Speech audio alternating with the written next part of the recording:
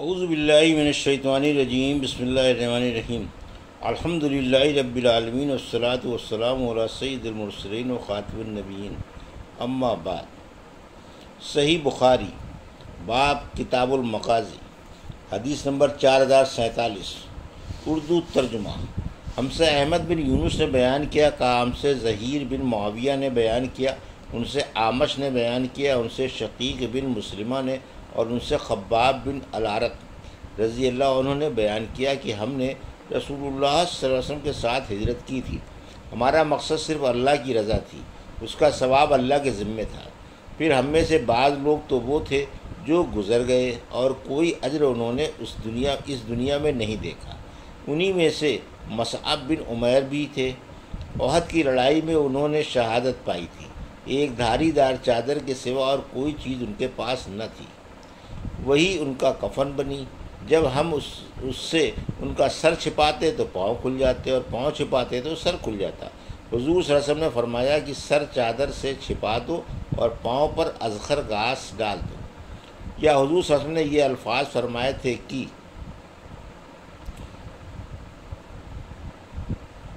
اور ہم میں بعض وہ تھے جنہیں ان کے اس عمل کا بدلہ اسی دنیا میں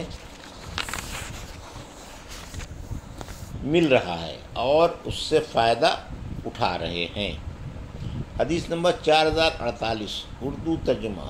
ہم سے حسان بن حسان نے بیان کیا، کہا ہم سے محمد بن طلحہ نے بیان کیا، کہا ہم سے حمید طویل نے بیان کیا اور ان سے انس رضی اللہ عنہ نے کہ ان کے چچا انس بن نضر بدر کی لڑائی میں شریک نہ ہو سکے تھے۔ پھر انہوں نے کہا کہ میں نبی کریم صلی اللہ علیہ وسلم کے ساتھ پہلی لڑائی میں غیر حاضر رہا۔ اگر حضور صلی اللہ علیہ وسلم کے ساتھ اللہ تعالیٰ نے مجھے کسی اور لڑائی میں شرکت کا موقع دیا تو اللہ دیکھے گا کہ میں کتنی بے جگری سے لڑتا ہوں۔ پھر غزوہ احد کے موقع پر جب مسلمانوں کی جماعت میں افراتفری پیدا ہو گئی تو انہوں نے کہا، اے اللہ، مسلمانوں نے آج جو کچھ کیا میں تیرے حضور اس کے لیے معذرت خواہ ہوں، اور مشرکین نے جو کچھ کیا میں تیرے حضور اس سے بھی اپنی بیزاری ظاہر کرتا ہوں۔ پھر وہ اپنی تلوار لے کر آگے بڑھے۔ راستے میں حضرت سعد بن معاذ رضی اللہ عنہ سے ملاقات ہوئی تو انہوں نے ان سے کہا، سعد کہاں جا رہے ہو؟ میں تو احد پہاڑی کے دامن میں جنت کی خوشبو سونگھ رہا ہوں۔ اس کے بعد وہ آگے بڑھے اور شہید کر دیے گئے۔ ان کی لاش پہچانی نہیں جا رہی تھی۔ آخر ان کی بہن نے ایک تل یا ان کی انگلیوں کے پور سے ان کی لاش کو پہچانا۔ ان کو 80 زخم بھالے اور تلوار اور تیروں کے لگے تھے۔ حدیث نمبر 4049 اردو ترجمہ۔ ہم سے موسیٰ بن اسماعیل نے بیان کیا، انہوں نے کہا ہم سے ابراہیم بن سعد نے بیان کیا، ان سے ابن شہاب نے بیان کیا، انہیں خارجہ بن زید بن ثابت نے خبر دی اور انہوں نے زید بن ثابت رضی اللہ عنہ سے سنا۔ وہ بیان کرتے تھے کہ جب ہم قرآن مجید کو لکھنے لگے تو مجھے سورہ احزاب کی ایک آیت لکھی ہوئی نہیں ملی۔ میں نے رسول اللہ صلی اللہ علیہ وسلم کو اس کی تلاوت کرتے بار بار سنا تھا۔ پھر جب ہم نے اس کی تلاش کی تو وہ آیت خزیمہ بن ثابت انصاری رضی اللہ عنہ کے پاس ہمیں ملی۔ آیت یہ تھی، من المؤمنین رجالا صدقوا اما آمدوا اللہ علیہ فمنہم من قضی نحبہ ومنہم من ینتظر۔ پھر ہم نے اس آیت کو اس کی صورت میں قرآن مجید میں ملا دیا۔ حدیث نمبر 4050 اردو ترجمہ۔ ہم سے ابو الولید نے بیان کیا، کہا ہم سے شعبہ نے بیان کیا، ان سے عدی بن ثابت نے، میں نے عبداللہ بن یزید سے سنا، وہ زید بن ثابت رضی اللہ عنہ سے بیان کرتے تھے کہ انہوں نے بیان کیا، جب نبی کریم صلی اللہ علیہ وسلم غزوہ احد کے لیے نکلے تو کچھ لوگ جو آپ کے ساتھ تھے منافقین بہانہ بنا کر واپس لوٹ گئے۔ پھر صحابہ کی ان واپس ہونے والے منافقین کے بارے میں دو آراء ہو گئیں۔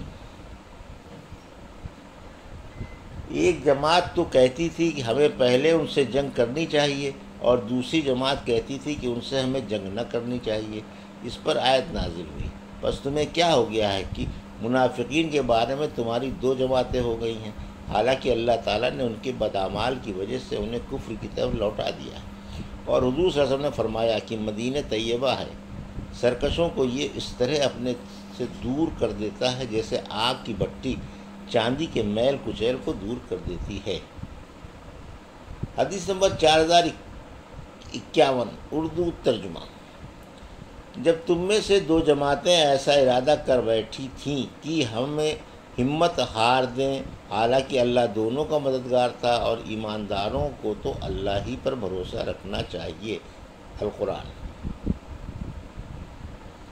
ہم سے محمد بن یوسف نے بیان کیا، کہا ہم سے ابن عینیہ نے بیان کیا، ان سے عمرو نے، ان سے جابر رضی اللہ عنہ نے بیان کیا کہ یہ آیت ہمارے بارے میں نازل ہوئی تھی، یعنی بنی حارثہ اور بنی سلمہ کے بارے میں۔ میری یہ خواہش نہیں ہے کہ یہ آیت نازل نہ ہوتی، جبکہ اللہ آگے فرما رہا ہے کہ اور اللہ ان دونوں جماعتوں کا مددگار تھا۔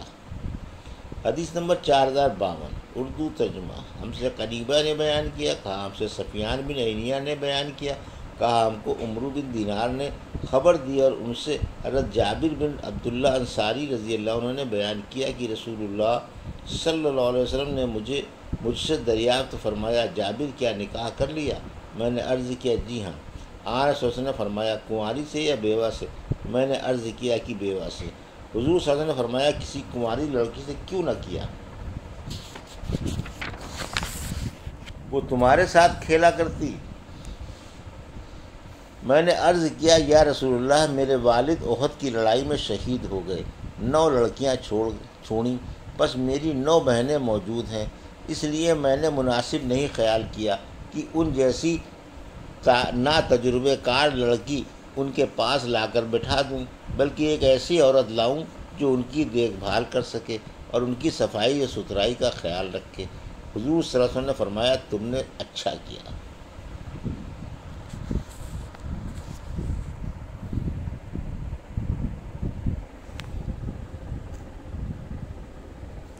حدیث نمبر 4053 اردو ترجمہ۔ ہم سے احمد بن ابی سریج نے بیان کیا، کہا ہم سے عبید اللہ بن موسیٰ نے خبر دی، ان سے شیبان نے بیان کیا، ان سے فراس نے، ان سے شعبی نے بیان کیا کہ میں نے جابر بن عبداللہ رضی اللہ عنہ سنا کہ ان کے والد عبداللہ احد کی لڑائی میں شہید ہو گئے تھے اور قرض چھوڑ گئے تھے، اور 6 لڑکیاں بھی۔ جب درختوں سے کھجور اتارے جانے کا وقت قریب آیا تو انہوں نے بیان کیا کہ میں نبی کریم صلی اللہ علیہ وسلم کی خدمت میں حاضر ہوا اور عرض کیا کہ جیسا کہ حضور صلی اللہ علیہ وسلم کے علم میں ہے، میرے والد صاحب احد کی لڑائی میں شہید ہو گئے اور قرض چھوڑ گئے ہیں۔ میں چاہتا تھا کہ قرض خواہ آپ کو دیکھ لیں اور کچھ نرمی برتیں۔ حضور صلی اللہ علیہ وسلم نے فرمایا جاؤ اور ہر قسم کی کھجور کا الگ الگ ڈھیر لگا لو۔ میں نے حکم کے مطابق عمل کیا اور پھر آپ کو بلانے گیا۔ جب قرض خواہوں نے آپ صلی اللہ علیہ وسلم کو دیکھا تو جیسے اس وقت مجھ پر اور زیادہ بھڑک اٹھے، کیونکہ وہ یہودی تھے۔ حضور صلی اللہ علیہ وسلم نے جب ان کا یہ طرز عمل دیکھا تو آپ پہلے سب سے بڑے ڈھیر کے چاروں طرف 3 مرتبے گھومے، اس کے بعد اس پر بیٹھ گئے اور فرمایا اپنے قرض خواہوں کو بلاؤ۔ حضور صلی اللہ علیہ وسلم برابر انہیں ناپ کے دیتے رہے، یہاں تک کہ اللہ تعالیٰ نے میرے والد کی طرف سے ان کی ساری امانت ادا کر دی۔ میں اس پر خوش تھا کہ اللہ تعالیٰ میرے والد کی امانت ادا کرا دے اور میں اپنی بہنوں کے لیے ایک کھجور بھی نہ لے جاؤں، لیکن اللہ تعالیٰ نے تمام دوسرے ڈھیر بچا دیے، بلکہ اس ڈھیر کو بھی جب دیکھا جس پر حضور صلی اللہ علیہ وسلم بیٹھے ہوئے تھے کہ جیسے اس میں سے ایک کھجور کا دانہ بھی کم نہیں ہوا۔ یہ تھی صحیح بخاری باب کتاب المغازی کی حدیث نمبر 4047 سے 4053 کا اردو ترجمہ جو ابھی آپ نے سماعت فرمایا۔ اللہ سے دعا ہے کہ اللہ ہمیں حدیثوں کی صحیح سمجھ عطا فرما اور ان پر عمل کرنے کی توفیق عطا فرما، آمین یا رب العالمین۔